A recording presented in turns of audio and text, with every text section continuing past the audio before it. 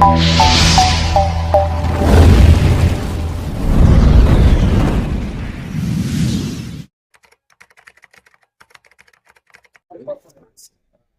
Kadapa zone executive డైరెక్టర్గా ఈ నెల 1వ తారీఖు నాటు స్టార్ట్ తీసుకోవడం జరిగింది.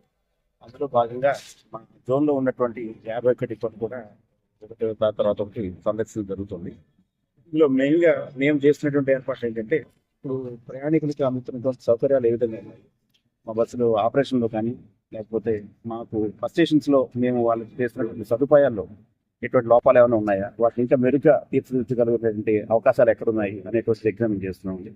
ముఖ్యంగా బస్ స్టేషన్లో ఇప్పుడు సమ్మర్ వస్తుంది కాబట్టి మంచి సౌకర్యం ఉందా లేదా, వాళ్ళకి కూర్చోడానికి కుర్చీలు ఉన్నాయా, ఫ్యాన్లు పనిచేస్తున్నాయా సరిగ్గా, లేకపోతే ఇంకా అదనంగా ఏర్పాటు చేయాల్సిన అవసరం ఉందా, అదేవిధంగా వాళ్ళకి టాయిలెట్స్ కానివ్వండి, ఇతరత్ర సౌకర్యాలు, అదేవిధంగా ఆ బస్ స్టేషన్ నుంచి అసలు ఎన్ని మేము బస్సులు ఆపరేట్ చేస్తాము, ఏ రూట్లో వెళ్తున్నాయి, ఏ సమయానికి అవి బయలుదేరుతాయి, వారి గమ్యస్థానానికి ఎన్ని గంటలకు చేరుకోగలుగుతారు, ఇటువంటి ప్యాసింజర్స్కి సంబంధించినటువంటి అంత ఇన్ఫర్మేషన్ కూడా వారికి అందుబాటులో ఉంటుందా లేదా, బస్ స్టేషన్లో ఉన్న సౌకర్యాలు వారు ఉపయోగించుకోగలిగినటువంటి పరిస్థితులను ఉన్నాయా, ఆ సౌకర్యాల గురించినటువంటి వారికి అవగాహన ఉన్నదా లేదా, అదేవిధంగా మరి ఈ పాజిటివ్ పర్సెప్షన్ అనే కాన్సెప్ట్లో మా బస్సు ప్రయాణం వాళ్ళ ఫీడ్బ్యాక్ ఏ విధంగా ఉంది,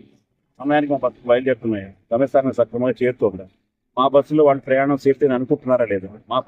మా సిబ్బంది యొక్క ప్రవర్తన వారితో ఎలా ఉంటుంది, అటువంటి కూడా ఫస్ట్ హ్యాండ్ ఇంట్రాక్షన్ ప్రయాణికుల దగ్గర నుంచి కూడా మేము ఫీడ్బ్యాక్ తీసుకుని ఇంకా మెరుగైనటువంటి సౌకర్యం ప్రయాణికులకి ఏ విధంగా చేయాలి అని మేము నిరంతరం ప్రయత్నం చేస్తున్నామండి. అందులో భాగంగానే ఇప్పుడు మా బస్ స్టేషన్ కూడా ఈ డ్రైనేజీ వర్క్ టేకప్ చేయడం కానీ, మిగిలిన సివిల్ వర్క్స్ కానీ చేయించడం కానీ, అంటే మా సిబ్బంది వారికి కూడా వారికి ఉండేటువంటి సదుపాయాలు వారి రెస్ట్ రూమ్లో కానీ కూడా ఏర్పాటు చేసి వారు సరైనటువంటి రెస్ట్ తీసుకుని ప్రయాణికులతో వారు మరింత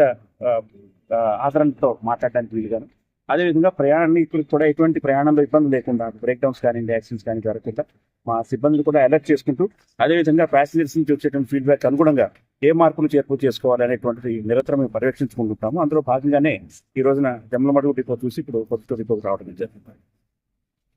కాలువ నిర్మాణం చేస్తున్నారు సార్, అది ఏ విధంగా ఉంది, ఎంతవరకు?